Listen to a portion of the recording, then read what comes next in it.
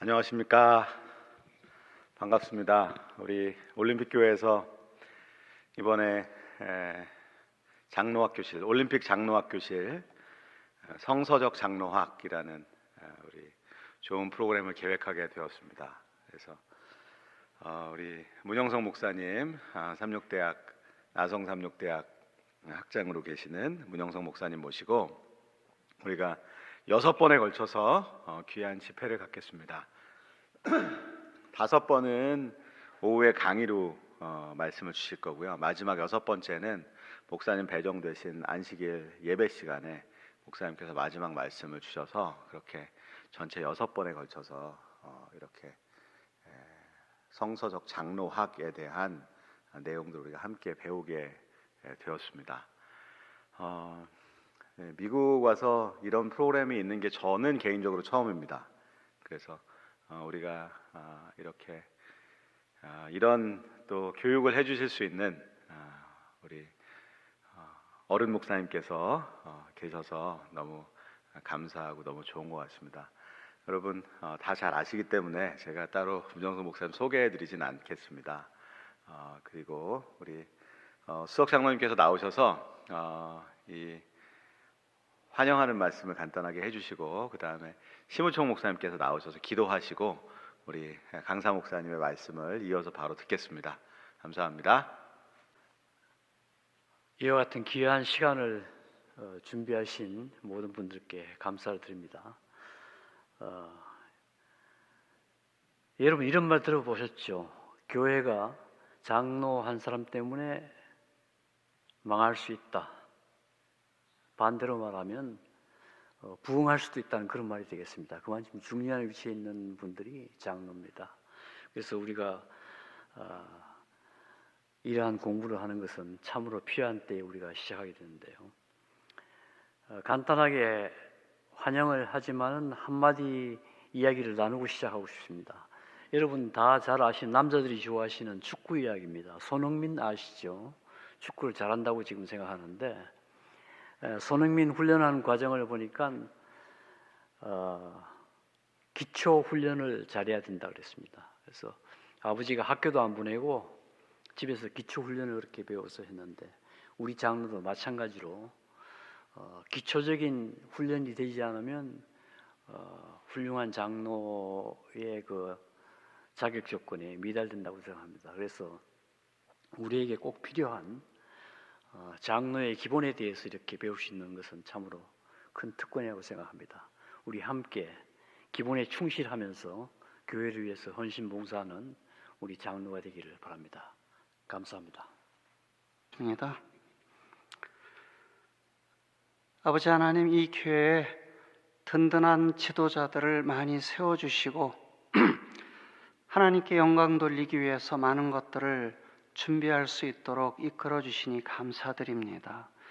특별히 이민 1, 2세대가 저물어가고 또 교회들이 노령화되고 지도자가 없어지는 이 어려운 때에 올림픽 교회를 사랑하시고 축복하셔서 젊은 지도자들을 많이 세워주시니 감사드립니다.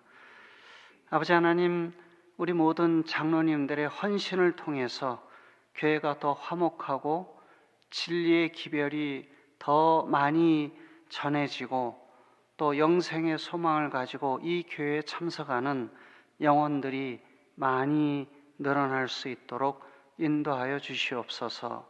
특별히 저희 교회는 한인타운에 자리 잡고 있습니다.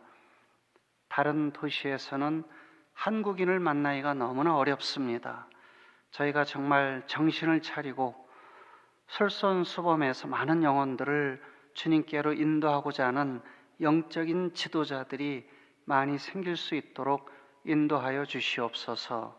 우리 장로님들의 헌신을 통해서 본인 스스로가 영적으로 성장하는 기쁨이 있고 각 가정마다 축복하셔서 정말 타의 모본이 되는 아름다운 신앙의 가정들 될 수 있도록 축복하여 주시옵소서. 이제 문영성 목사님을 통해서 귀한 기별들을 전해 들을 때 저희 마음 가운데 깊이 새겨지고 또 그 말씀들을 통해 한 마음으로 교회를 치리하고 또 연약한 자들을 돌보는 귀한 장로들로 더 굳게 설 수 있도록 이 시간들을 축복하시고 이끌어 주시기를 우리 구주 예수님의 이름으로 간절히 기도드립니다. 아멘. 참 마음이 아주 감동적이고 흥분하는 마음이 생깁니다. 하나님께서 뭔가 섭리를 베풀어 주시는 것을 제가 이렇게 좀 느끼게 돼요. 왜 그런가 하면 이 장로 수양회 아마 제가 알기에는 미국에서 이쯤 처음 하는 것이라고 생각이 듭니다. 단일교회로. 왜 그런가 하면 일반적으로 교회 장로님들이 계셔도 몇 분이 안 계시고 또 뭐 오래전에 장로님 되신 분들로부터 시작해서 이렇게 돼 있어서 그분들을 몇 분들을 모아놓고 무슨 담임 목사님이 장로 수양회를 하거나 강습을 한다고 하는 것도 이게 잘 안 되잖아요. 그런데 한국은 한국연합회 차원에서나 또 각 합회에서 이 동계 평신도 신학도 하고 장로 수양회를 갖습니다. 한때는 얼마나 이 장로 수양의 중요성을 강조를 했느냐면 각 교회에서 신임 장로들이 안수받기 전에는 꼭 이 장로 수양에 참석해서 하라. 그렇게 우리가 정책적으로 한국에서 한 적도 있는 걸로 제가 생각을 합니다. 그런데 어떻게 올림픽 교회에서 우리 김영림 목사님이 저보고 그래요. 목사님, 한번 우리 올림픽 교회 장로 수양회를 좀 하시면 강습회를 하면 어떻겠습니까? 뭐 장로 교실이라든가 그런 말씀했길래 제가 그 말을 듣자마자 굉장히 이게 뭐가 참 중요한 뭐가 이루어지려고 하는구나 라고 생각이 들었어요. 우리 올림픽 교회는 이번에 5분이 젊은 우리 뭐 어떻게 보면 젊은 분들이 장로님이 되셨잖아요. 그러니까 이분들을 위해서 좀 뭔가 교육이 필요하다고 느끼시는가 보다. 저는 이제 이렇게 생각을 했죠. 그런데 우리 김 목사님 뭐라고 또 말씀을 하시냐면 우리 교회만이 아니에요. 우리 남가주나 이 캘리포니아라 그러는가요? 여기에 이제 목사회도 좀 알려가지고 각 교회 장로님들이 좀 유튜브를 통해서 만약 이런 것들을 공부할 수 있으면 좋겠다고. 그래서 우리 올림픽 교회가 이 장로 수양회 하면서 우리 잘 녹화해서 좀 이렇게 보급을 하면 좋겠다 이런 말씀을 하셔요. 참 그것도 얼마나 귀한 제안인가라고 생각이 들었습니다. 그래서 어떻게 목사님이 이렇게 좋은 계획을 구상을 했느냐고 그랬더니 아니에요. 우리 심우창 목사님이 이거 장로학 했으면 좋겠다고 그렇게 얘기를 했습니다. 그래요. 그래서 제가 우리 심 목사님이 협동 목사님으로 아주 훌륭하게 하시는구나 라고 생각이 들었습니다. 지금 제가 올림픽 교회를 벌써 제가 여기에 출석한 지가 한 15년이 넘는 것 같아요. 제가 어쨌든 굉장히 오래 우리 10년을 훨씬 넘었죠. 하면서 제가 볼 때 지금 때가 된 것 같아요.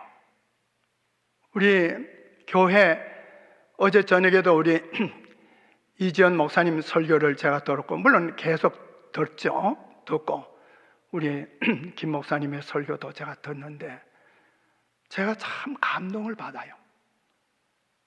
얼마나 말씀들이 깊이가 있고 정말 말씀들을 성서적으로 설교를 하고 감동적으로 하는지 이렇게 훌륭한 목사님, 이창희 목사님도 그렇지만은, 그리고 이런 목사님들이 우리 목회 올림픽 교회 목사님들로 팀워크가 돼가지고 이 교회를 목양하면서, 또 우리 심우창 목사님은 그래도 우리 미주 교회의 심장과 같은 것이 미주 우리 시조사예요.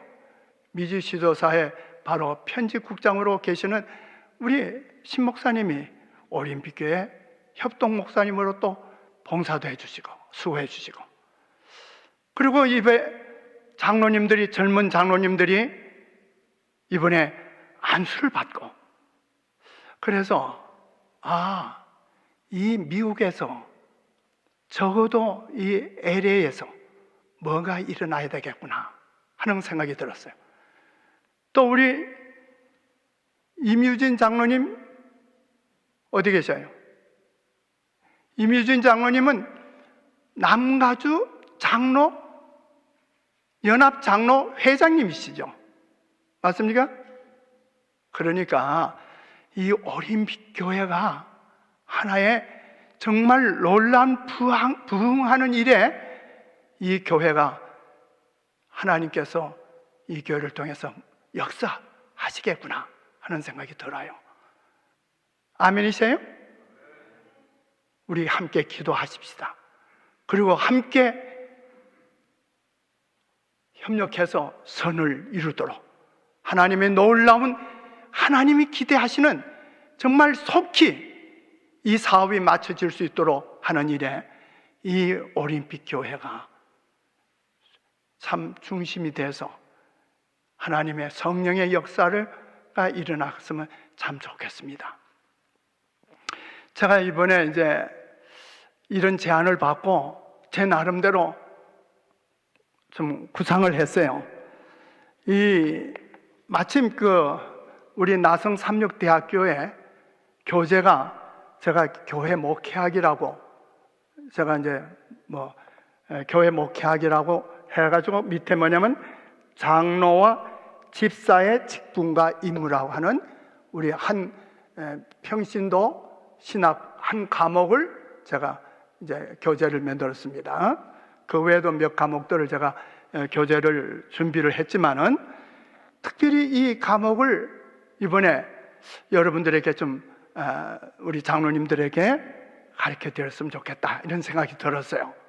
우리 신 목사님 뭐라고 그러시냐면, 그 목사님 그거 해서 학점도 좀 주고 좀 그랬으면 좋겠습니다. 그래요. 저도 그런 생각이 들었어요. 그래서 김 목사님한테 제가 뭐라냐면, 제가 시험을 칠 거라고 그랬어요. 근데 가만히 보니까 오늘도 얼마 동안 하실 거냐고 그래서 1시간 정도 할 거라고 그랬는데 시험 치고 쭉 할 시간이 없을 것 같아요. 그러나 꼭 시험은 한번 칠 겁니다. 그래서 이번에 공부가 끝나고 난 다음에 여러분들에게 이 교재를 교회가 여러분들 장로님들에게 이걸 다 선물로 주실 거로 제가 생각을 합니다. 그러면 이 교재를 가지고 이제 어떻게 공부할 건가, 또 어떻게 레포트를 써낼 건가 하는 걸 제가 말씀을 드리는 겁니다. 그게 이제 시험일 거예요. 그래서 이번에 매번마다 시험을 치려고 또 생각을 했지만은, 제가 나중에 종합적으로 여러분들께 시험을 치는 방법으로 하도록 그렇게 하겠습니다. 그러면서 금년에는 제가 6번으로 이제 좀 가르쳐 드릴 내용을 정리를 했고, 이제 되네요. 그 다음에 이제 다음 주에는 신약의 사도시대 장로에 대해서 공부할 겁니다. 그 다음에 장로의 직분과 임무에 대해서 공부하게 됩니다. 그 다음에 예배, 예식과 장로에 대해서 공부할 겁니다. 그 다음에 교회 지도자로서의 장로에 대해서 공부할 겁니다. 그 다음에 제가 안식일날 설교를 통해서 그날 우리 장로 헌신회를 좀 가졌으면 좋겠어요. 그래서 교회 목양과 장로에 대해서 공부할 겁니다. 그래서 금년에는 6번에 걸쳐서 이렇게 공부하도록 하겠습니다.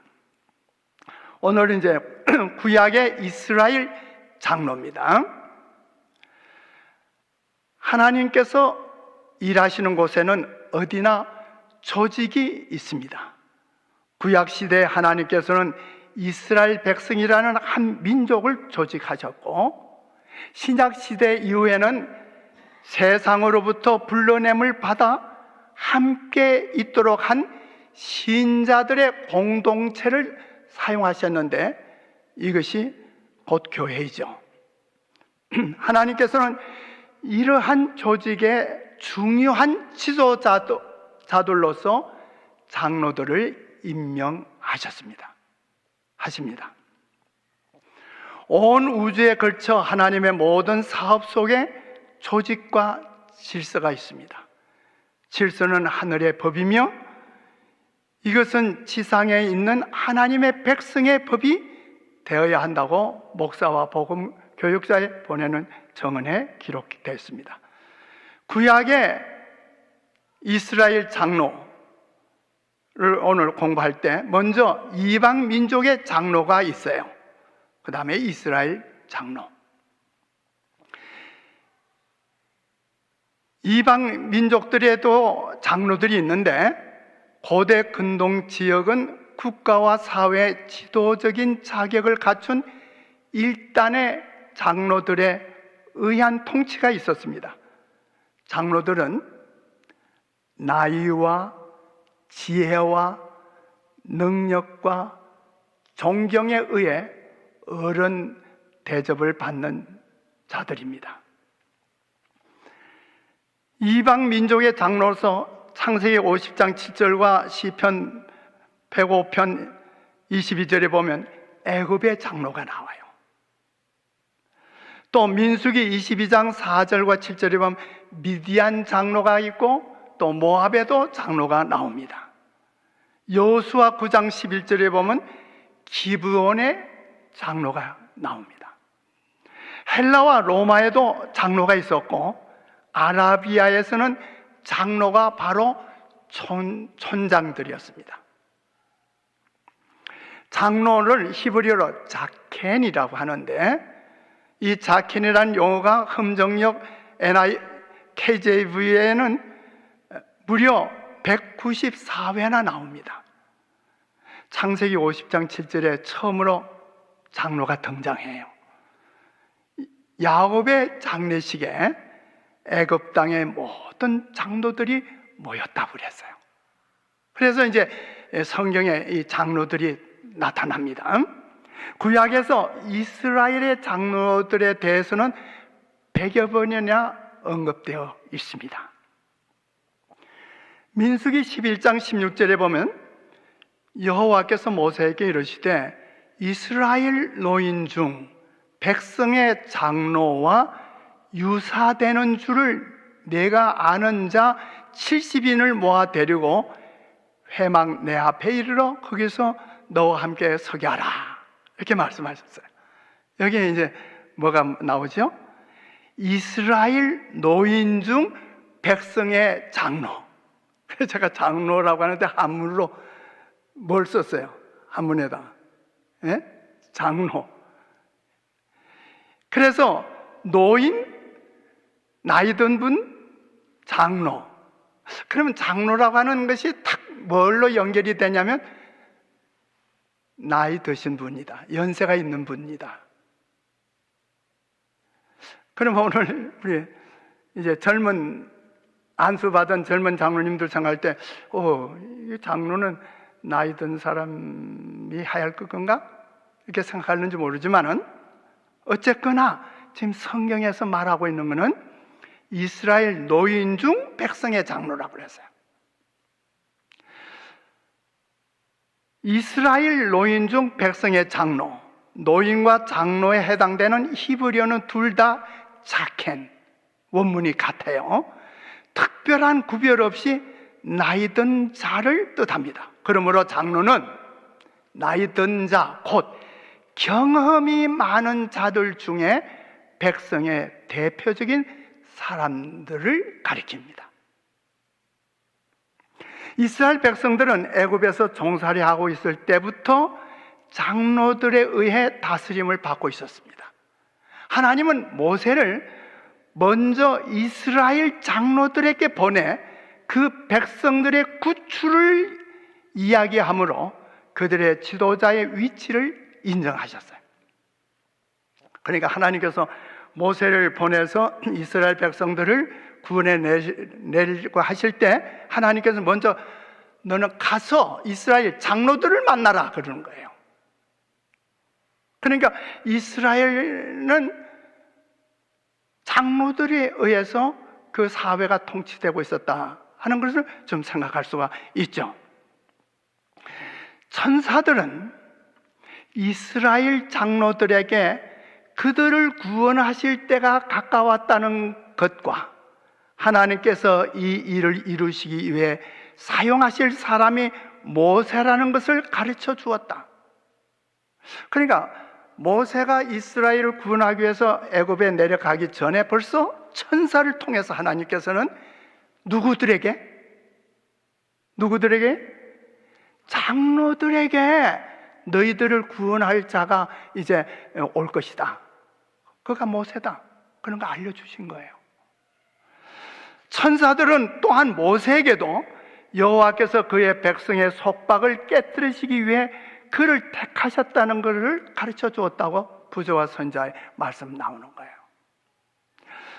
출애굽기 3장 16절과 18절, 4장 29절에 보면 너는 가서 이스라엘 장로들을 모으고 그들에게 이르기를.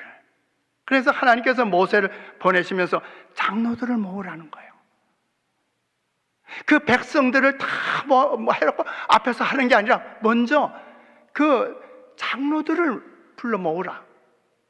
이 장로들을 불러 모으라고 할 때 하나님께서 장로들에게 기대하신 바가 어떤가를 우리가 생각할 수 있지 않아요?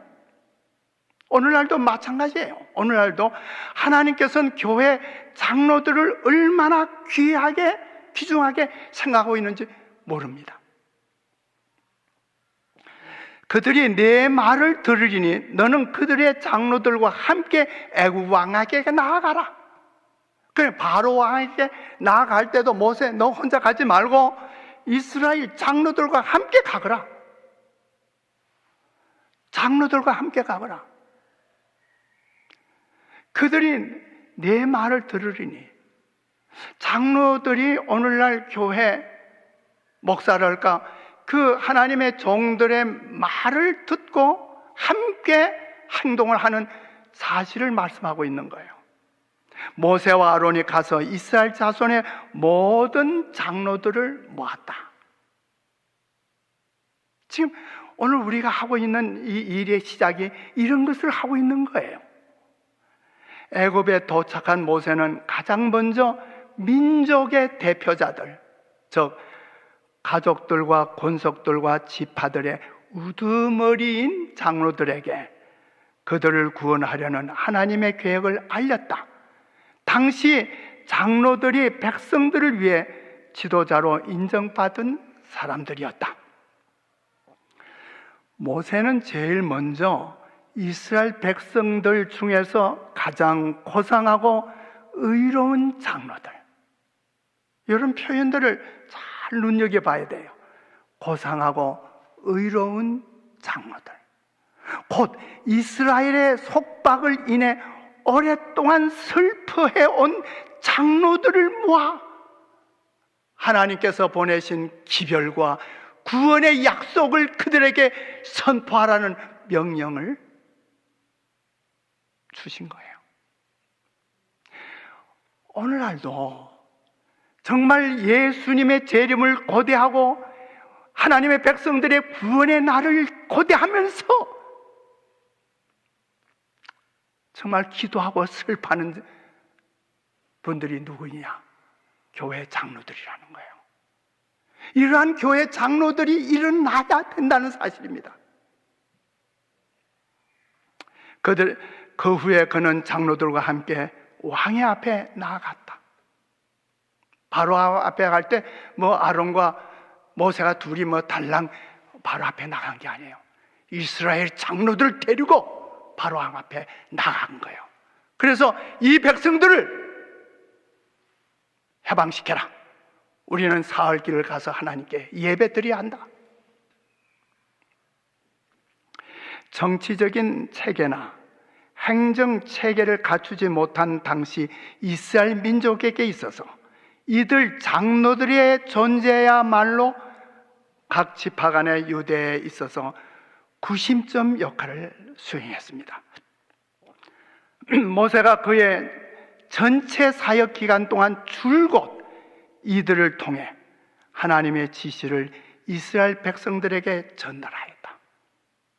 모세가 그의 모든 기간 동안에 40년 기간 동안에 누구를 통해서 일했는가? 장로들을 통해서 일했다는 사실입니다.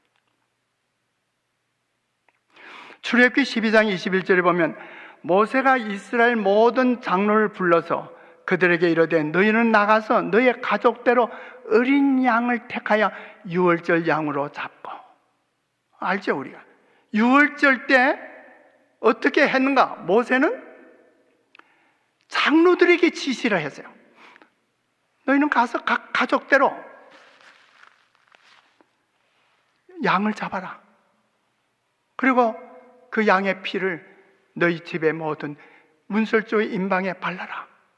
그런데 애굽의 재앙이 임했었잖아요. 애굽의 재앙이 임했을 때 패스오버 유월절 넘어간 거예요.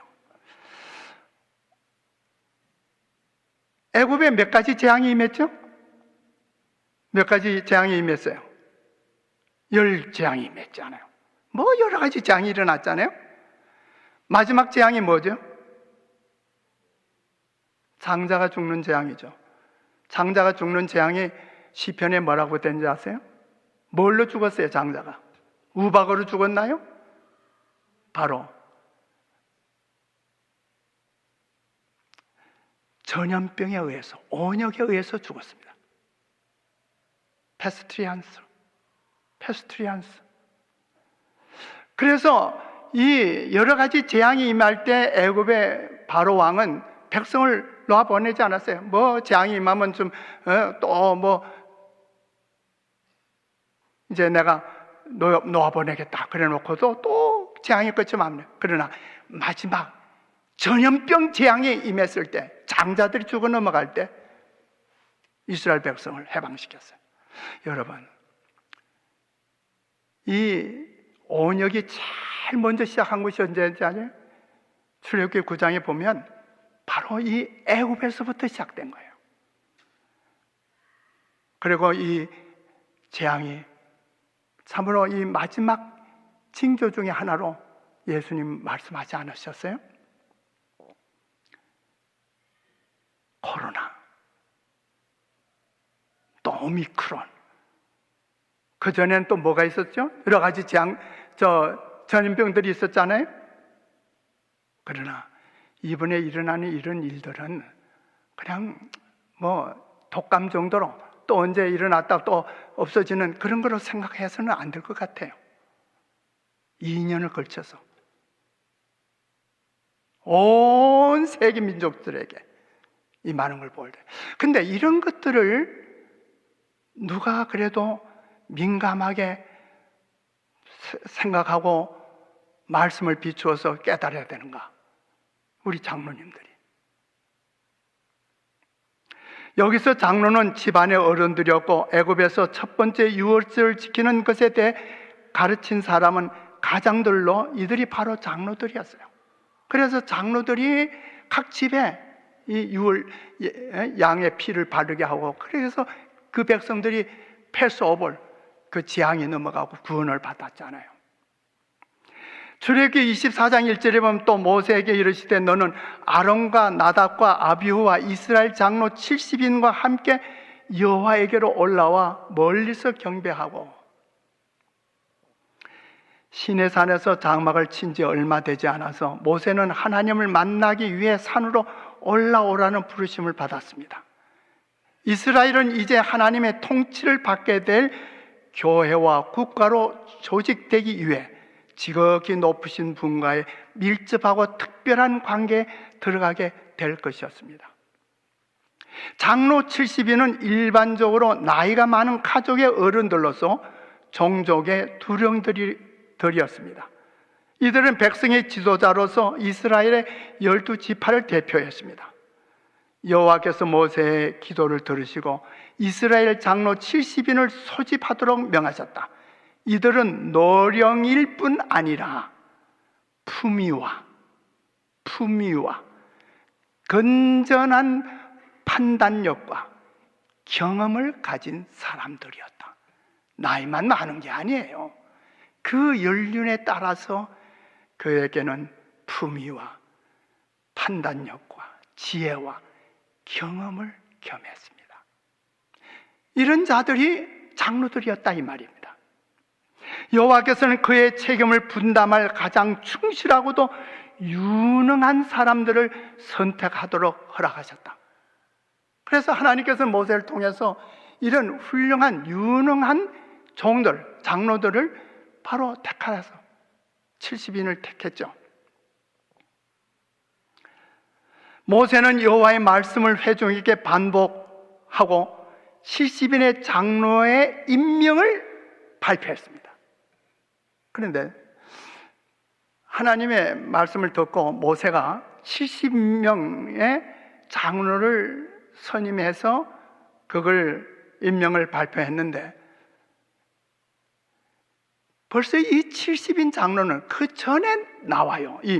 이때 나오는 게 아니고 모세는 진영으로 돌아와 이스라엘 장로들을 소집하고 그들에게 하나님의 기별을 전달했다. 백성들은 산 기슭에서 경배하는 동안 이 택함을 받은 사람들은 산 위로 올라오도록 부름을 받았다.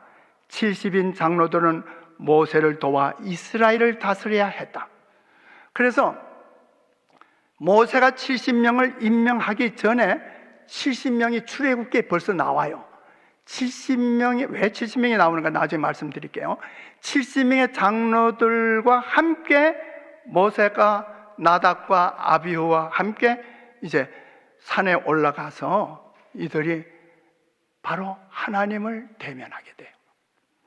장로들의 조직이나 임명 또는 그 자격에 대한 것은 언급하고 있지 않으나 모세와 함께 백성에 대한 직무 부담을 분담하기 위해 70인 장로를 뽑았고 모세에게 임했던 영이 그들에게도 임했다.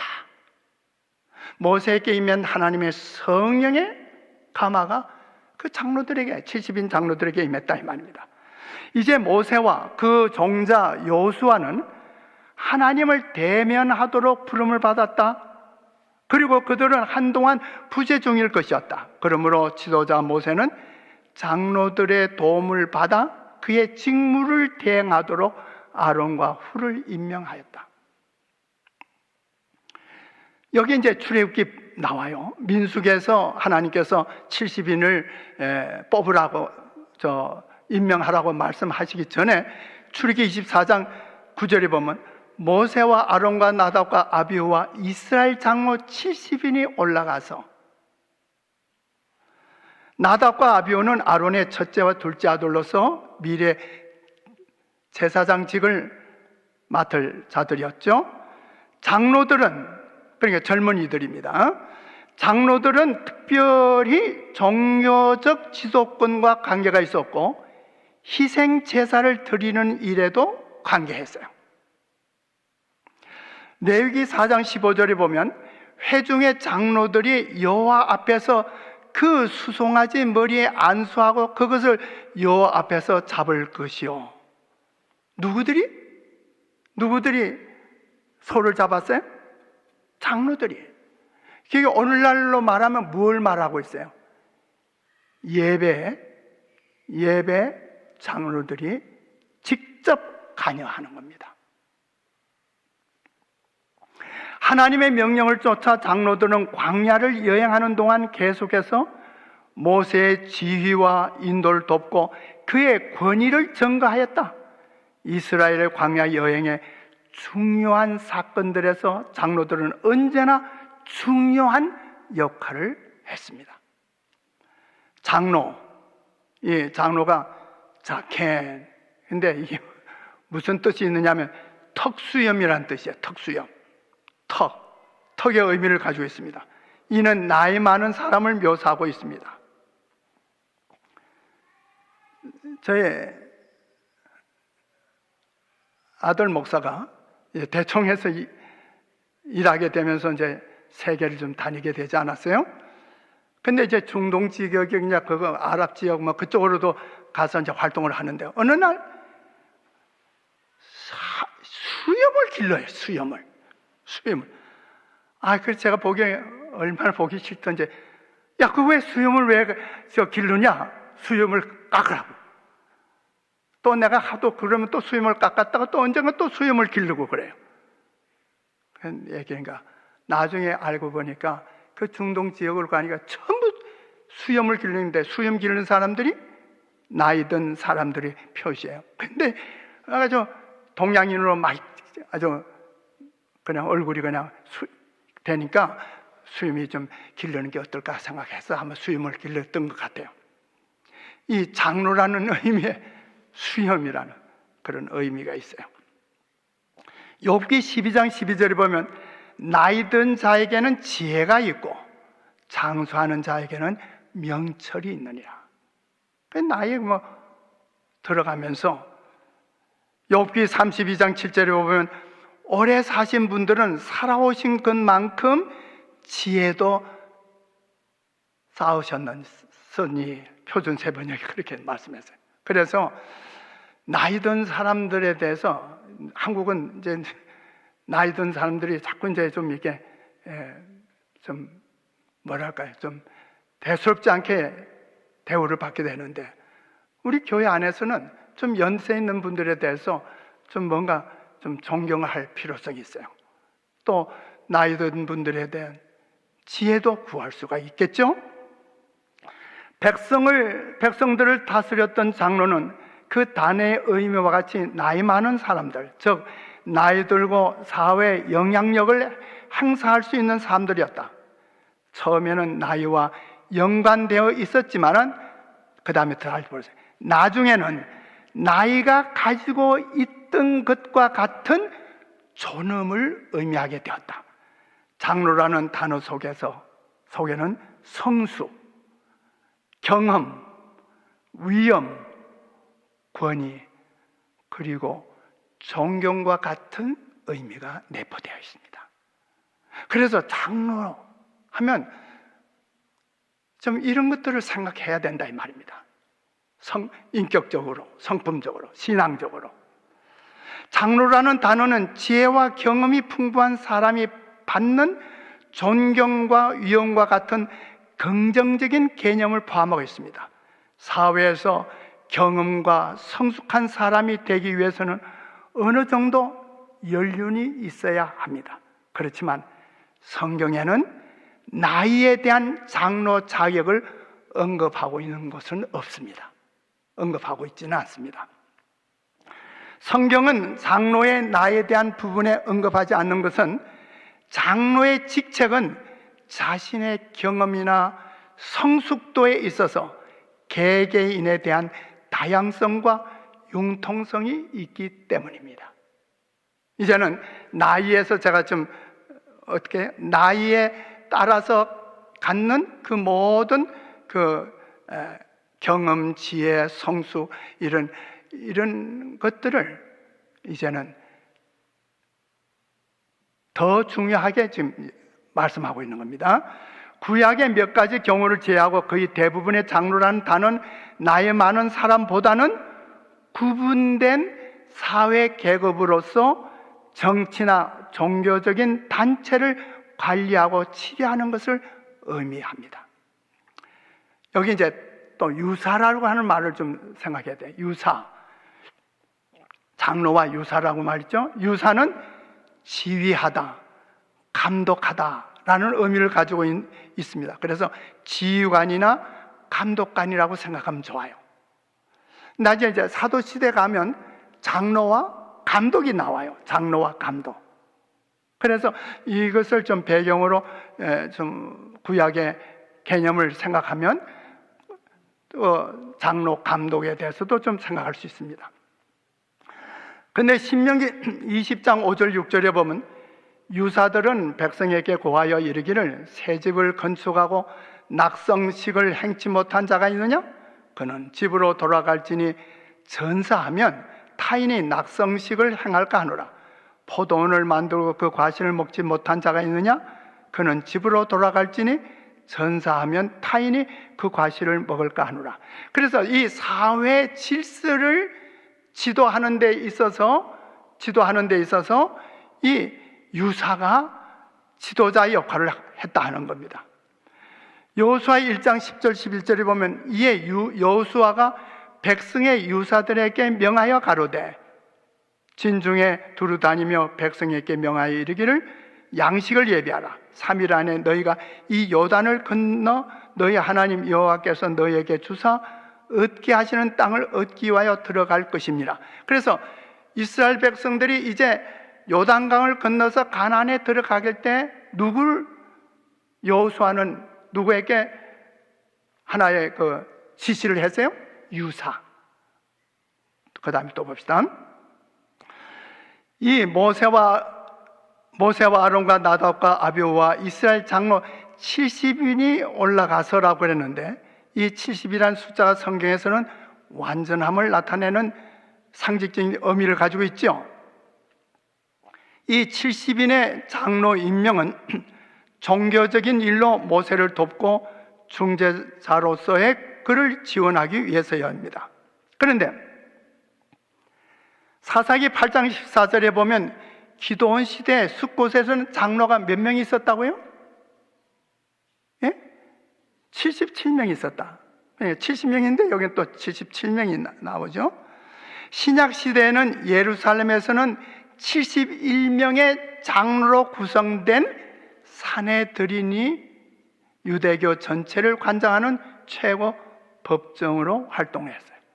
그래서 구약에서는 이 장로와 유사들이 사회 질서를 위해서 이제 백성을 지도하는 일을 했는데 70인, 어떨 때는 77명으로 이렇게 또 좀 변동된 데도 있는가 하면 바로 신약 시대 와서는 71명이 사내들인 회원이었다 하는 겁니다. 민수기 11장 16절에 보면 여호와께서 모세에게 이르시되 이스라엘 노인 중 백성의 장로와 유사되는 줄을 네가 아는 자 70인을 모아 데리고, 그러니까 네가 알고 있는 70인, 하나님께서 모세를 통해서 네가 알고 있는, 우리가 아까 말씀드린 대로 출애굽기 24장 9절로 11절에 보면 바로 모세와 함께 70인, 장로 70인이 올라갔죠. 시내산 쪽으로. 물론 모세까지 끝까지 올라가지는 않았지만 산 등성까지는 같이 올라갔어요. 올라가서 이스라엘 하나님을 보니 하나님이 이스라엘의 존귀한 자들에게 손을 대지 아니하셨고 그들을 하나님을 보고 먹고 마셨더라. 이게 상당히 중요한 거예요. 하나님께서 모세에게 네가 70인을 데리고 오느라 그 산에 함부로 올라가면 안 죽죠. 짐승들도 거기에 산에 가까이 가면 죽였잖아요. 그런데 여기에 뭐라고 그랬어요? 그들이 올라가서 하나님을 보니 그랬어요.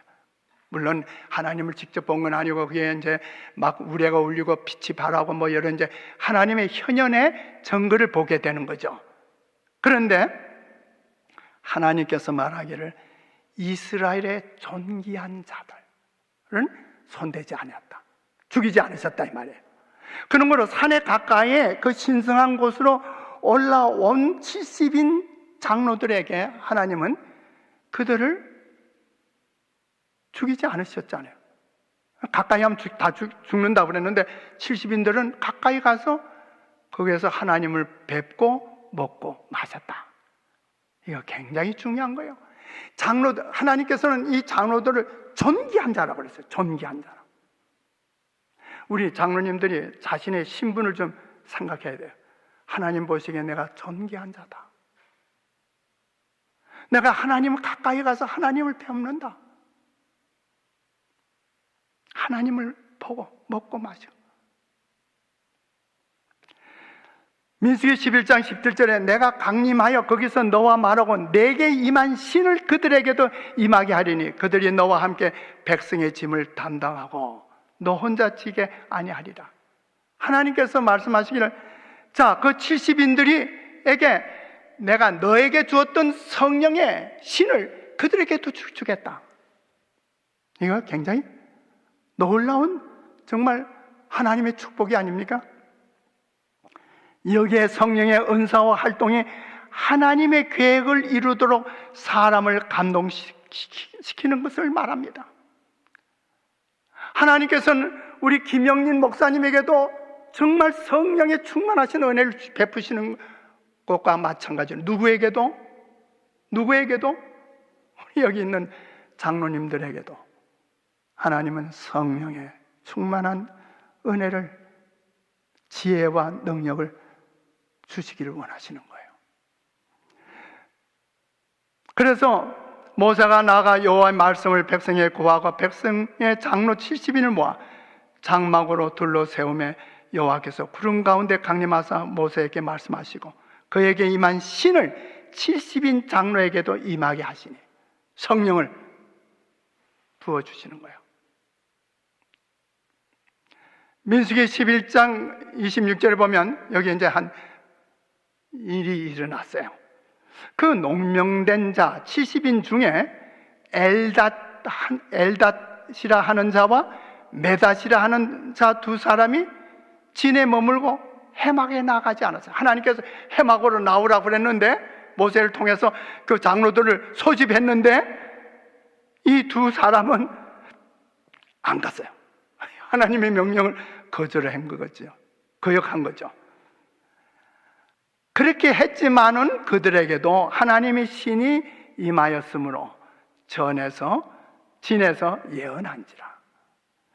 그럼에도 불구하고 하나님은 그 두 사람에게도 하나님의 신을 임하게 하셨다 이 말이에요. 왜 그랬을까?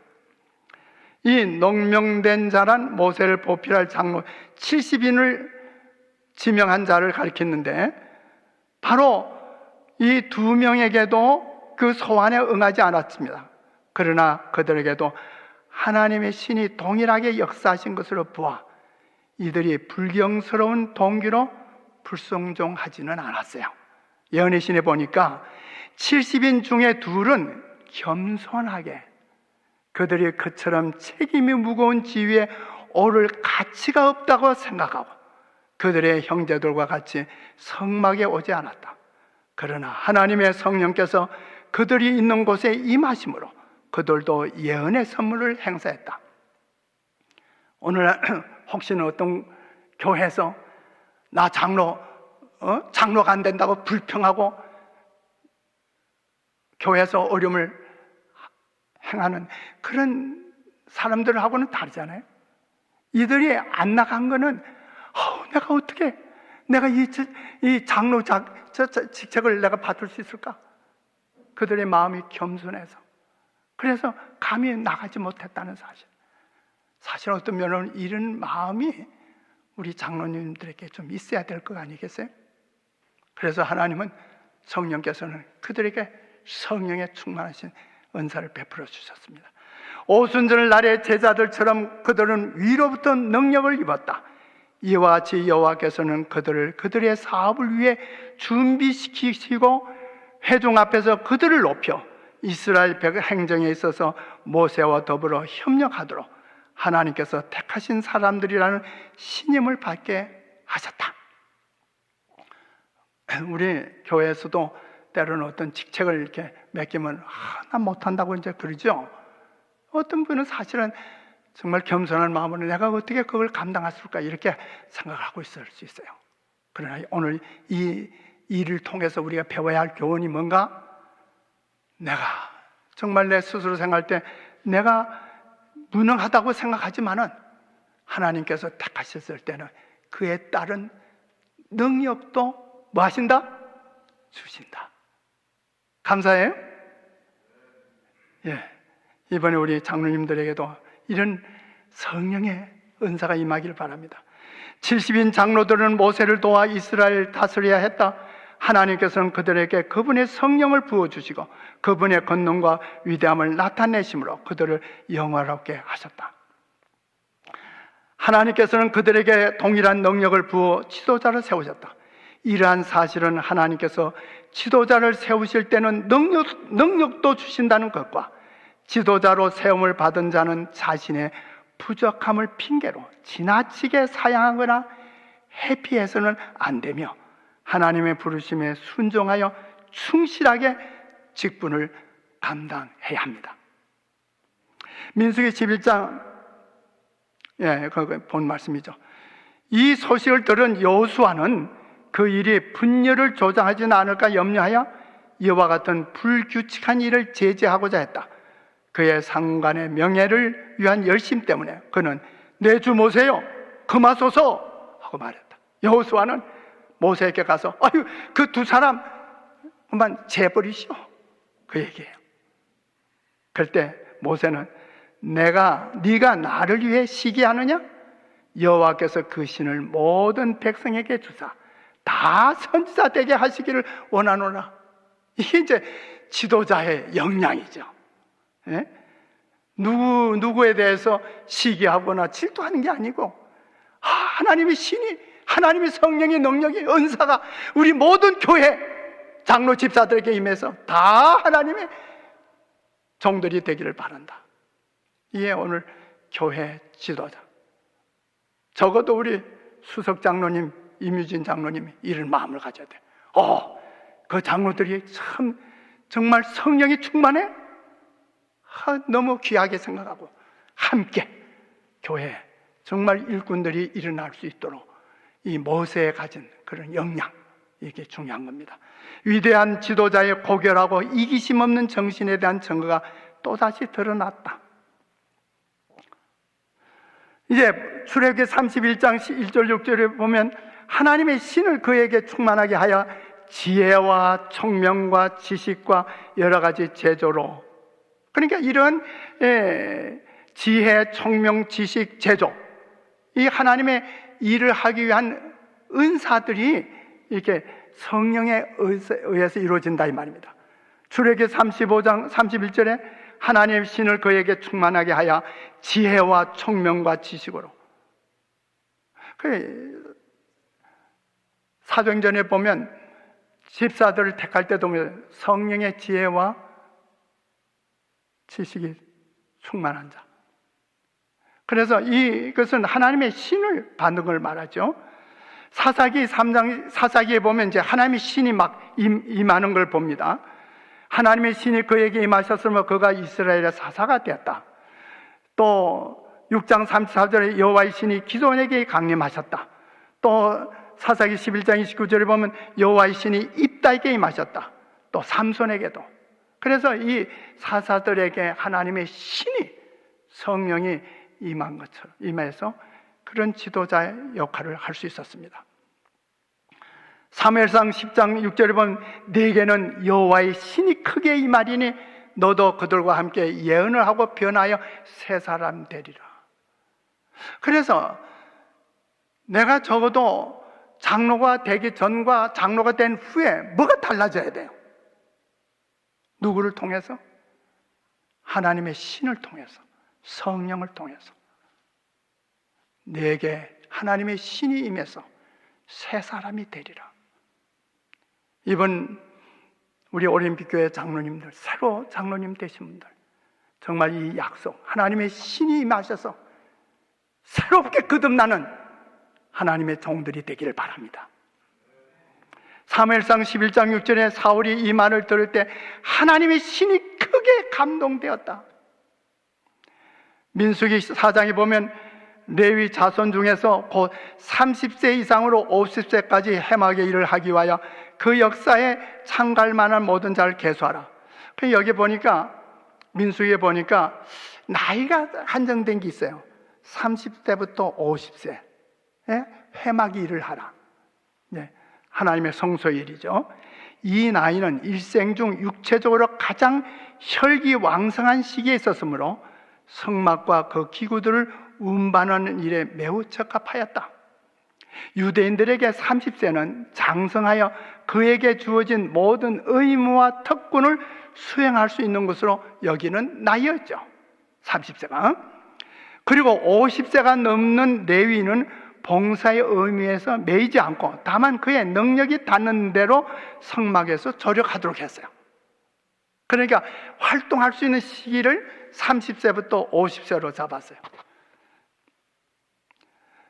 그런데 이 성막의 일에 무거운 일들을 하고 그럴 때 이 젊은 힘이 필요하잖아요.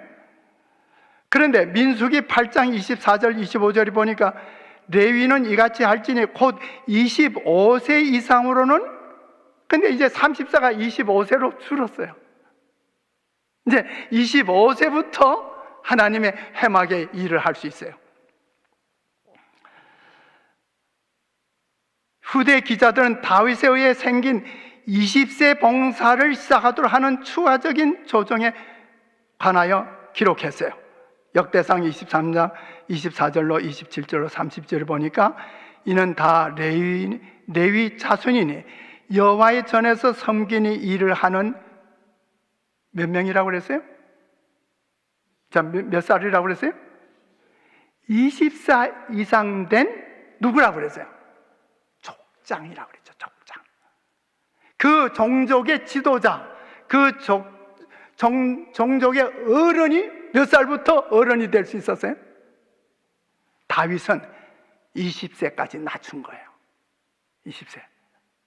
그래서 아까 제가 처음 이제 이 장로에 대한 얘기를 하면서 장로장 나이 든 분 이렇게 자꾸 얘기했지만은 이제 이 사실을 생각하면서 오늘날 젊은 장로들이 많이 하나님으로부터 택함을 받아야겠다 하는 생각이 드는 거예요. 아멘이세요? 20세의 족장들이에요. 20세에 바로 그 가정의 어른이 된 거예요. 자, 잠언 20장 29절에 보니까 젊은이의 자랑은 뭐라고 그랬어요? 젊은이의 자랑은 힘이요 노인의 영광은 백발이라. 젊은이들은 역시 이 힘을 자랑하죠.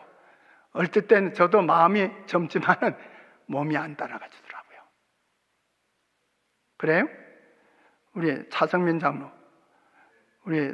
장로님은 나이가 몇 살이요? 39. 한참 일할 수 있는 좋은 나이네. 예? 정말 힘이 있죠? 열심히 일해야 돼요. 정말 열심히 일해야 돼요. 피곤을 모르게 열심히 하나님의 사업을 위해서 봉사해야 돼. 교회를 위해서. 그래서 신명기에 쭉 보면 장로들이 하는 일들이 많았어요. 다양한 역할 중에 특히 논쟁이 있을 때 재판관으로 일하거나 성문에 앉아서 공의를 시행하거나 부모를 거역하는 자식이 있어 성읍 장로들에게 알려 처리를 할 때 모세의 율법에 따라 일을 처리하기도 하고 위정자들에게 책벌도 가했고 또한 범법자들 잡아 법에 의해 집행도 했고. 사실은 교회 안에 장로님들이 다 아주 위험 있게 든든하게 영적으로 서 있으면 교회에 여러 가지 좋지 않은 일들이 일어날 수 못해야 돼. 구약의 장로들은 회중의 지도자들이었다. 그들은 다스리고 보호하고 경영하고 재판하는 자들이었다. 회중의 지도자들로서 그들은 권위를 가지고 있었다.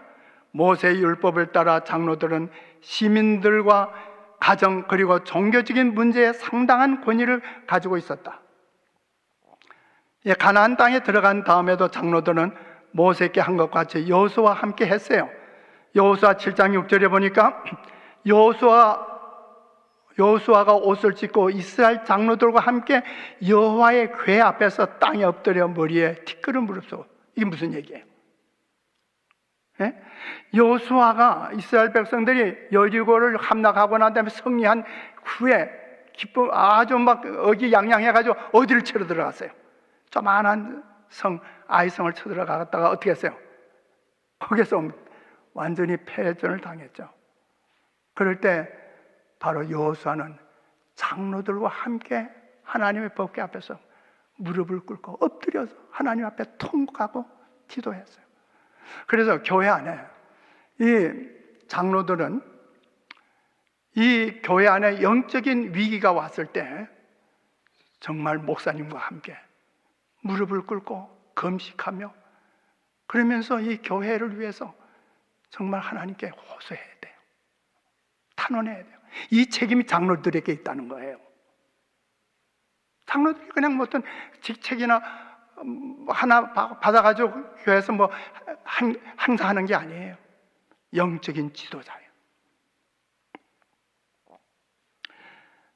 그래서 여호수아가 아침에 그 다음에 이제 일찍이 일어나 백성을 점거하고 이스라엘 장로들로 더불어 백성 앞서 아위로 올라가며 그를 쫓는 군사가 다 올라가서 그래서 그 다음에 그들이 회개하고 갈 때 여호수아는 장로들을 앞장 세웠어요. 다시 말하면 군사적 지도자 역할도 했다 이거예요. 네? 우리 장로님들이 군사적인 그 지도자의 역할도 한다 이 말이에요. 오늘날로 말하면 선교 활동하러 갈 때 장로들이 앞장서야 돼요.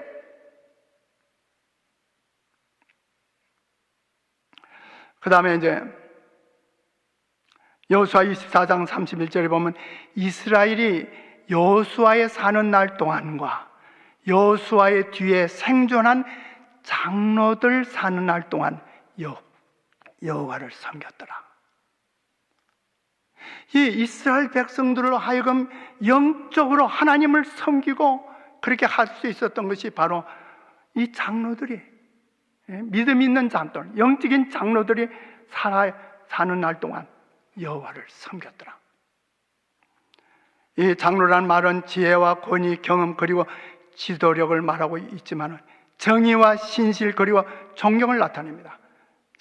장로는 백성들에 의해서 높이 존경받을 사람들입니다. 교인들에 의해서 존경의 대상이 되어야 돼요. 존경을 받을 사람들입니다. 그런데 선지자 예레미야는 장로에 대한 존경을 말하고 있어요. 예레미야 애가 4장 16절과 5장 12절을 보면 여호와께서 노하여 흩으시고 다시 권고치 아니하시리니 저희가 제사장들을 높이지 아니하였으며 장로들을 대접지 아니하였음이로다. 장로들의 얼굴이 존경을 받지 못하나이다.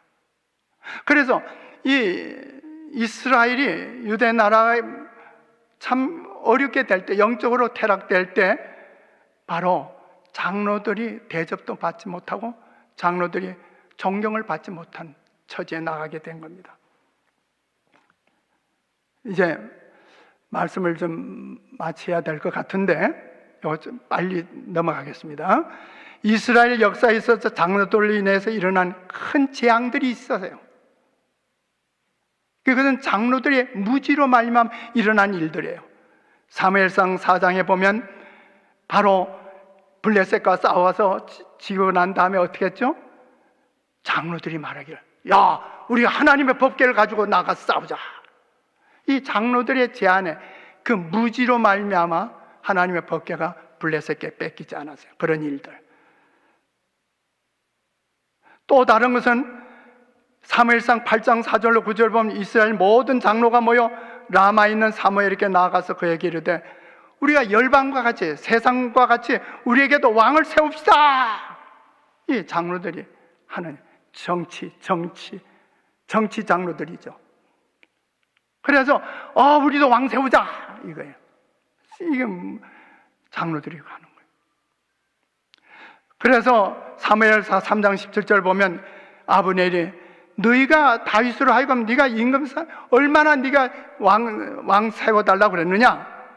그래 왕 세우라 이제 그랬어요. 그래서 다윗이 왕이 됐죠. 그래도 그나마 다윗이 왕이 된 것은 다했죠. 다행이었어요. 초대 왕정 시대의 왕들은 성공적인 통치를 위해서 장로들의 협력을 많이 의존하고 있었어요. 이스라엘 왕들 중에 다른 어떤 왕들보다 다윗은 그 장로들과 가까이 지냈으며 또한 그의 장로들과의 관계가 성경에 자주 언급되고 있습니다. 그래서 역대상 15장에 보면 다윗이 법궤를 올라갈 때 오벳 에돔의 집에서 올라갈 때 하나님의 예루살렘을 가져갈 때 장로들과 함께 간 것을 알 수 있습니다. 또 다윗이 그 인구 조사를 함으로 인해서 이제 하나님의 재앙이 임했게 됐죠. 그때 그 칼을 빼어 손에 들고 예루살렘 편을 가리키는 그 천사를 보고서 다윗이 장로들을 더불어 굵은 배를 입고 얼굴에 땅에 대고, 그래서 이 바로 회개하고 하나님 앞에 겸손하게 할 때 장로들과 함께 다윗이 협력했어요. 다윗 왕은 그의 치세 종말에 가까울 때 자기 시대 하나님의 사업에 짐을 진 사람들에게 엄숙한 명령을 내렸어요. 너희 하나님 여호와의 모든 계명을 구하여 지키기로 하라. 그래서 다윗은 유언처럼 장로들에게 하나님의 계명을 떠나지 말라고 말합니다. 장로들이 또 실수한 건 뭐냐면 다윗 왕을 배반하고 압살롬을 왕으로 추대하는 일에 장로들이 주도 역할을 한 걸 볼 수 있어요. 이건 하나님의 뜻이 아니잖아요. 그래서 종종 장로들이 교회 행정을 한다고 하면서 잘못하다 보면 하나님의 뜻과 다른 일들을 저지를 때가 많이 있어요. 들어 있어요. 그래서 또 열왕기상 8장에 보면 솔로몬이 여호와의 언약궤를 다윗성으로 올라올 때도 장로들과 함께 행동한 걸 알 수 있습니다. 그 다음에 열왕기상 12장에 보면 솔로몬이 죽은 후에 르보암을 왕으로 인정하기 전에 그때 장로들이 개입했어요. 열왕기하 19장 2절에 보면 아수르가 침공 때 히스기야 왕이 제사장 중 장로들에게 굵은 배를 입게 했어요. 그래 아수르가 쳐들어와가지고 이제 막 그냥 함락 되려고 할 때 히스기야 왕이 누구들을 불렀어요? 장로들을 우리 함께 굵은 배옷도 입고 하나님 앞에 회개하자. 그래 하나님 앞에 회개해서 구원받았잖아요. 하나님께서는 한 천사를 보내서 18만 5천 명의 아수르 군사를 멸하셨습니다. 이 놀라운 일들에 누가 항상 역할을 했느냐? 장로들이. 오늘날도 마찬가지 아니에요? 교회의 부흥과 발전을 위해서 중요한 역할을 할 사람들이 누구예요? 여기 앉아있는 우리 장로님들이에요. 이제 북쪽 이스라엘 왕정시대 말기에 장로들로 하여금 정치적 군사적인 문제에 대해 상담을 구한 것을 볼 수 있어요. 선지자 엘리사와 함께 있어 그를 보호했고 최종적인 정치적 결정을 내리기도 했어요. 때로는 바르게 그 하나님의 선자를 보호하는 일도 했습니다. 신명기 31장에 보면 하나님의 율법 책을 제사장들과 장로들에게 주고 그들로 하여금 온 이스라엘이 내 하나님 여호와 앞 그 택하신 곳에 모일 때 이 율법을 낭독하여 온 이스라엘로 듣게 하라고 그랬어요. 그런데 장로들이 그 일을 안 했어요. 그래서 하나님의 율법을 잊어버리게 됐어요. 그때 8살 난 요시아가 왕이 되고 그가 26세 때 바로 잃어버렸던 율법책을 찾게 돼요. 그때 이 요시아 왕이 뭐 했어요? 왕이 보내어 유다와 예루살렘의 모든 장로를 자기에게로 모여요. 장로들 불러요. 하나님의 율법책 찾았다. 이 율법책 이제 백성들에게 가르치라. 누구를 통해서? 장로. 오늘도 우리 장로님이 안교 교과를 가르치셨는데 얼마나 바람직한 일인지 모르죠.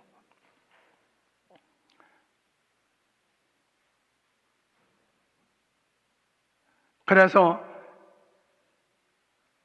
장로들은 신앙에 열심히 있는 사람들로서 백성들의 영적 안녕에 책임이 있었으며 특별히 하나님의 율법에 대해 책임이 있었습니다. 장로들은 제사장들과 함께 백성들을 하나님의 말씀으로 교육하는 책임이 있은 거예요. 장로들은 사람들 가운데서 하나님의 율법을 알고 가르치고 관리하는데 가장 큰 모범이 되어야만 했습니다. 그리고 회개와 영적 부흥을 위해 백성들을 일깨워야 했습니다. 근데 예레미야 29장 1절에 보면 제사장들과 선자들과 함께 장로들이 바벨론의 포로로 끌려갔어요. 장로들이 끌려갔습니다. 포로.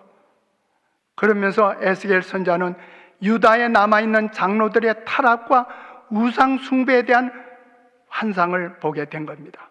에스겔 8장 1절을 보면 장로들은 내 앞에 앉았는데 주 여호와의 권능이 거기서 내게 임하기로 내가 보니 바로 이스라엘 족속의 장로 70인이 그 앞에 섰으며 각기 향로를 들었는데 향연이 구름같이 오르더라.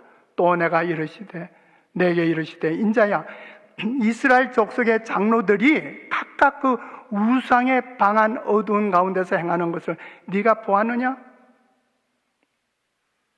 그들이 이르기를 여호와께서 우리를 보지 아니하시며 이 땅을 버리셨다 하느니라. 그래서 하나님의 율법을 잊어버렸을 뿐만 아니라 바로 장로들이 우상 숭배에 빠진 거예요. 이 모세 때 70인 장로와 이때 그 바벨론을 포로되어 갈 때 있었던 70인 장로와의 얼마나 차이가 납니까? 이제 말씀을 끝내면서 요엘서 2장 15절 18절 보면 너희는 시온에서 나팔을 불어 거룩한 금시를 정하고 성회를 선포하고 백성을 모아 그 회를 거룩케 하고 장로를 모으며 여호와께 수송드는 제사장들은 낭실과 단사에서 울며 이르기를 여호와여 주의 백성을 긍휼히 여기소서. 그때 여호와께서 자기 땅을 위해 중심이 뜨거우시며 그 백성을 긍휼히 여기실 것이라. 그래서 요엘서는 신앙 부흥 운동을 촉구하고 있습니다. 그래서 장로들이 바로 하나님 앞에 울며 회개했을 때 하나님께서는 그 백성을 위해서 긍휼히 여기실 것이라고. 우리 다 함께 한번 따라 읽어봅시다. 우리들 가운데 있어야 할 참된 경건의 부흥은 우리의 모든 필요 중에서도 가장 심각하고 가장 긴급한 것이다. 이러한 신앙 부흥을 일으키는 것이 우리의 첫째 사업이 되어야 한다. 옛날과 마찬가지로 지금 정말 신앙 부흥이 필요한 때입니다. 정말로 우리가 하나님 앞에 겸손하게 회개할 때입니다. 누가 앞섭니까? 장로들이 앞장서야 되지 않습니까? 이사야 24장 23절에 보면 그때 달이 무색하고 해가 부끄러워하리니 이는 만군의 여호와께서 시온산과 예루살렘에서 왕이 되시고 그 장로들 앞에서 영광을 나타내실 것입니다. 이게 예언의 말씀이에요. 우리 예수님께서 재림하실 때 하나님께서는 장로들 앞에서 영광을 나타나신다. 우리 장로님들이 바로 주님 오실 때 주님을 뵙고 바로 그 영광스러운 자리에 있게 될 것입니다. 아멘이십니까? 기도하겠습니다. 은혜롭고 자비로우신 아버지 하나님, 오늘 저희들이 구약에 나타난 이스라엘 장로들에 대해서 말씀을 통해서 배웠습니다. 주님께서는 백성의 지도자로서 장로들을 택하시고 그 장로들에게 바라시는 주님의 마음이 얼마나 지극하심을 저희들을 보게 됩니다. 우리 장로님들이 정말 하나님 앞에 헌신하고 하나님의 뜻을 따르고 하나님의 말씀과 율법에 바로 서고 백성들에게 하나님의 말씀을 전하는 신실한 하나님의 신앙의 지도자들이 되고 영적 지도자가 될 수 있도록 하나님께서 약속하신 성령을 보내주시옵소서. 이번 우리 올림픽교회 새로 장로 되신 분들뿐만 아니라 모든 장로들에게 하나님의 거룩한 성령의 지혜와 총명과 능력이 임하셔서 이 교회를 부흥시키고 나아가서는 LA 지역에 하나님의 놀라운 역사가 일어나도록 은혜를 더해 주시옵소서. 우리 구주 예수님의 이름으로 감사하며 축원하옵나이다. 아멘.